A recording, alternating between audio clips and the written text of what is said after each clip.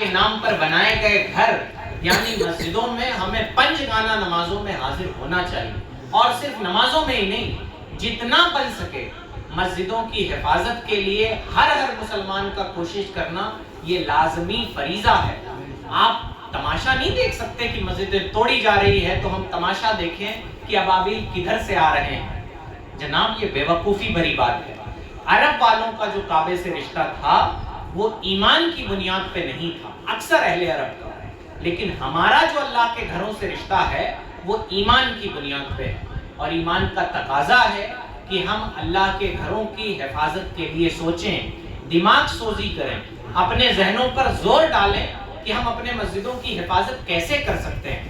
آپ اپنے مسجدوں کے کاغذ مضبوط کریں، اپنے مسجدوں کے تعلق سے جو جی ڈی اے وغیرہ این او سی دیتا ہے وہ این او سیاں تیار کرائیں، تاکہ کل کو اس طرح، ابھی ایک مولانا صاحب آئے تھے تو وہ بتا رہے تھے کہ راجستھان میں کسی مسجد کو نوٹس ملی تو ان لوگوں نے سارے کاغذات دکھا دیے تو پھر ان کی مسجدیں منہدم نہیں کی گئی۔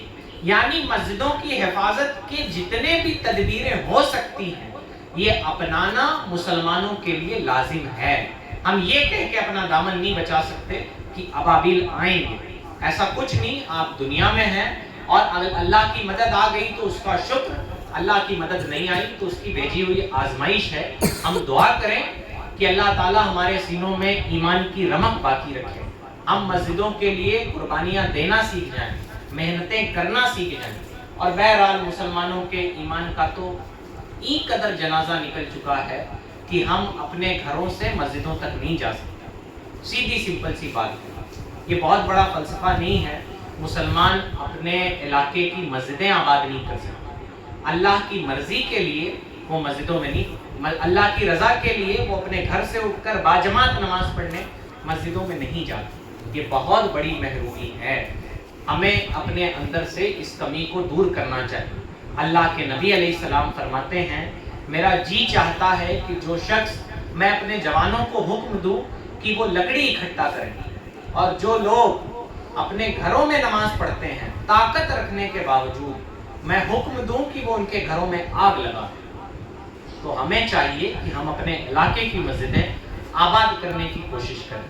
اللہ تعالیٰ فرماتا ہے، أَلَمْ يَجْعَلْ كَيْدَهُمْ فِي تَضْلِيلٍ، کیا ان کا داؤ اللہ نے تباہی میں نہ ڈالا؟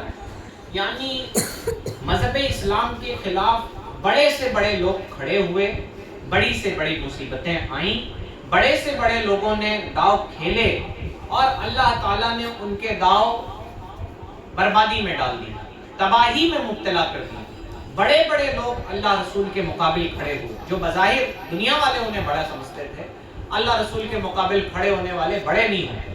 تو بہرحال بڑی بڑی طاقتیں دین اسلام کے مقابل کھڑی ہوئیں، لیکن اللہ تعالیٰ نے ان کے داؤ سارے کے سارے بربادی میں ڈال دی، تباہی میں مبتلا کر دی۔ آپ کو معلوم، ابرہہ بادشاہ کئی ہاتھیوں کا لشکر لے کے آیا تھا، اس کے پاس لڑاکے تھے، ہاتھی چلانے والے لوگ تھے، اور باقاعدہ ٹرینڈ ہاتھی تھے، ان ٹرینڈ ہاتھی نہیں تھے۔ محمود نام کا ہاتھی تھا جو سب سے بڑا تھا، ہے نا، اور بڑا اس کو فخر تھا کہ یہ ہاتھی کعبے کو منہدم کر دے گا۔ اور جب کعبے کے قریب ابرہہ پہنچا تو اس نے حضرت عبد المطلب، یہ کون ہے معلوم؟ نبی پاک صلی اللہ علیہ وسلم کے دادا، ان کے 200 اونٹ ابرہہ نے پکڑ لی۔ تو حضرت عبد المطلب ابرہہ کے پاس آئے اور فرمایا کہ، اس نے پوچھا کہ کس غرض سے آپ آئے ہوئے ہیں؟ تو اس نے کہا کہ مجھے میرے اونٹ واپس کر دو۔ انہوں نے کہا، تو اس نے اونٹ واپس کر دیے۔ حضرت عبد المطلب کعبے کے پاس گئے اور اللہ سے دعا کی، یا اللہ اپنے گھر کی حفاظت فرمانا، اس گھر کے وجہ سے اہل مکہ کی بھی عزت ہوتی ہے۔ حضرت عبد المطلب نے دعا کی اور سارے مکہ والے پہاڑوں پہ چلے گئے۔ یعنی یہ بھی نہ سوچئے گا کہ اللہ کو ہمارے قربانیوں کی حاجت ہے۔ اگر سارے کے سارے مسلمان اپنے گھروں میں بند ہو جائیں کہ ہم دین کی مدد نہیں کرنے والے، پھر بھی اللہ اس بات پر قادر ہے کہ وہ اپنے دین کی مدد کر سکتا ہے۔